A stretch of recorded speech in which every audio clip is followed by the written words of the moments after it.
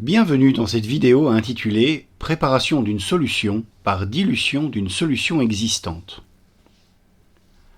Tu disposes de 100 ml d'une solution de concentration 15 g par litre. Tu voudrais transformer cette solution pour qu'elle soit concentrée à 5 g par litre. Que dois-tu faire? Pour diminuer la concentration d'une solution, il faut y ajouter du solvant.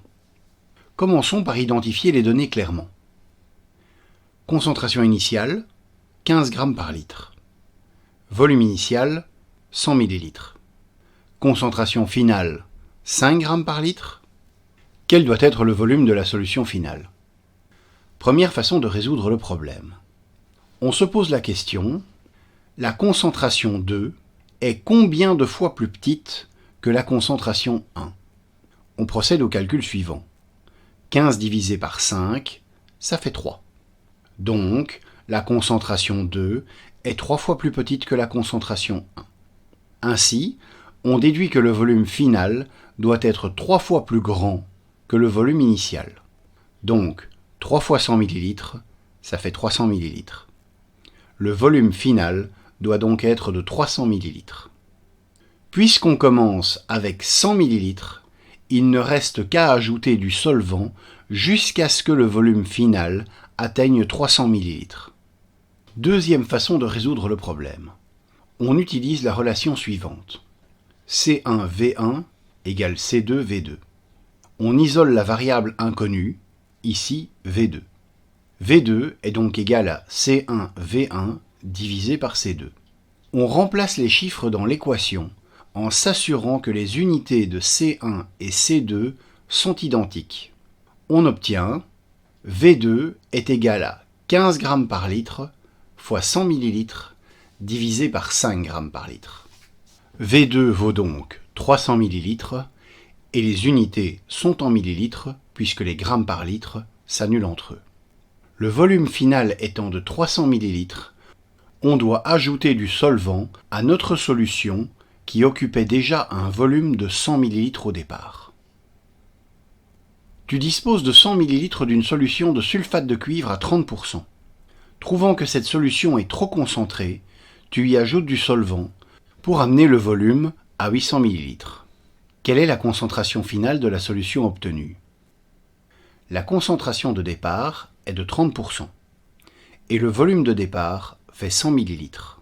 Le volume final fait 800 ml. La concentration de la solution obtenue vaut donc 30 fois 100 divisé par 800, ce qui fait 3,75%. C'est donc une dilution 8 fois. Le volume final vaut donc 8 fois le volume de départ. Et la concentration de départ vaut 8 fois la concentration finale.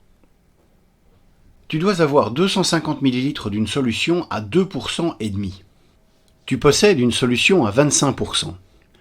Combien de cette solution dois-je prendre?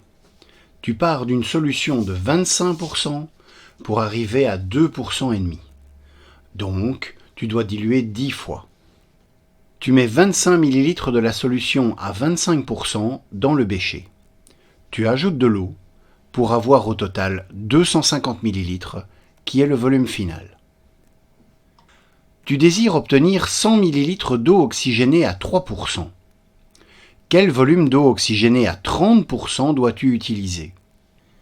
Pour rappel, l'eau oxygénée est une solution aqueuse de peroxyde d'hydrogène. Elle peut être préparée en officine à différentes valeurs de concentration, 10, 20, 30, 40 volumes, qui correspondent respectivement à des concentrations de 3, 6, 9, 12% de peroxyde d'hydrogène. Ces différentes concentrations peuvent être préparées à partir d'une solution commerciale dont le titre annoncé est de 30% ou sans volume. 30% PV signifie que si tu prends 100 ml de cette solution, elle contient 30 g de peroxyde d'hydrogène. Sans volume signifie qu'elle est susceptible de dégager 100 fois son volume en oxygène gazeux. Identification des données. La concentration finale doit être de 3%, c'est-à-dire 10 volumes. Le volume final de 100 ml. La concentration de départ est de 30%, c'est-à-dire 100 volumes. Quel doit être le volume prélevé au départ? Première façon de faire. C1V1 égale C2V2. 100 volumes fois V1 égale 10 volumes fois 100. Ce qui nous amène à un volume de départ de 10 ml. Deuxième façon de faire.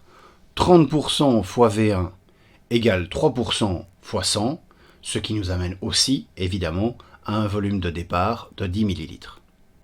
Donc, on ajoute de l'eau aux 10 ml de la solution à 30% de départ pour obtenir 100 ml d'une solution à 3%. Merci d'avoir visionné cette vidéo et de liker pour nous encourager à en faire d'autres. À bientôt.